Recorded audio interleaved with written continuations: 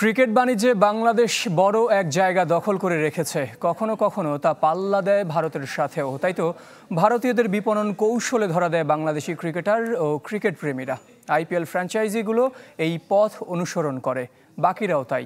সামাজিক যোগাযোগ মাধ্যমে বাংলাদেশের বিপুল জনগোষ্ঠীকে আকৃষ্ট করতে কখনো সাকিব, মুস্তাফিজ, লিটন দাস বা নাহিদ রানাদের ছবি, অবয়ব ব্যবহার করে, কখনো বা এদেশের ক্রিকেট ইমেজ।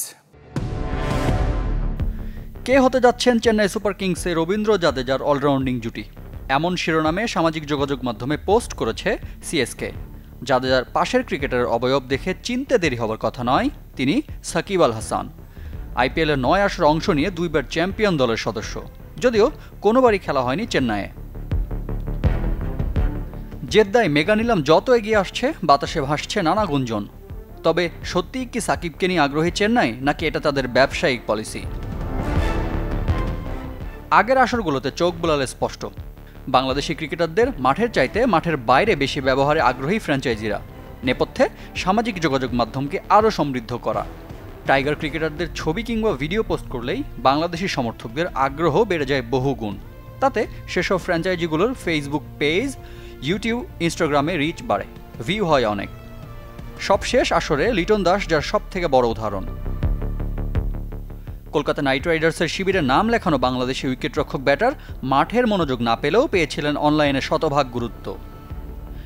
শাহরুখের টিম ম্যানেজমেন্ট তাকে মাঠে নামে মাত্র 1 ম্যাচে, অথচ টুর্নামেন্ট চলাকালীন কলকাতা নাইট রাইডার্সের সামাজিক যোগাযোগ মাধ্যমের পেজ সয়লাভ ছিল বাংলাদেশি ব্যাটারের ছবি, ভিডিওতে।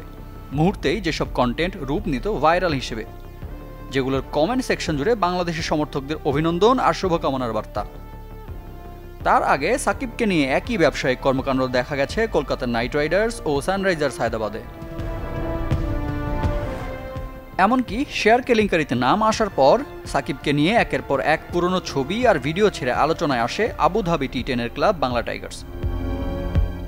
শুধু আইপিএলে নয়, কাউন্টি ক্রিকেটের ক্লাবগুলো একই পলিসি নিচ্ছে। ভারত সফরের আগে সারের হয়ে একটি মাত্র ম্যাচ খেলার সাকিব আল হাসান তাদের সামাজিক যোগাযোগ মাধ্যমের হট কন্টেন্ট। ছবি দিতে কাউন্টি ক্লাবের ফলোয়ার বেড়েছে অনেক, যার সিংহভাগ বাংলাদেশি। এমনকি এখন সারের অংশ না হলেও সাকিবের ছবি ঠিকই পোস্ট করে যাচ্ছে দলটি। এবারের মেগা নিলামের 7 দিন আগে থেকে সেই একই ধরনের কৌশলের ইঙ্গিত দিল চেন্নাই ম্যানেজমেন্ট। যাকে বেছে নিয়েছে সেই সাকিব অংশ নেয়নি আইপিএলের 2021-এর আসরে। সাকিব ছাড়াও বাংলাদেশের 12 জন ক্রিকেটার থাকছেন জেদ্দার হতে যাওয়া মেগা নিলামে।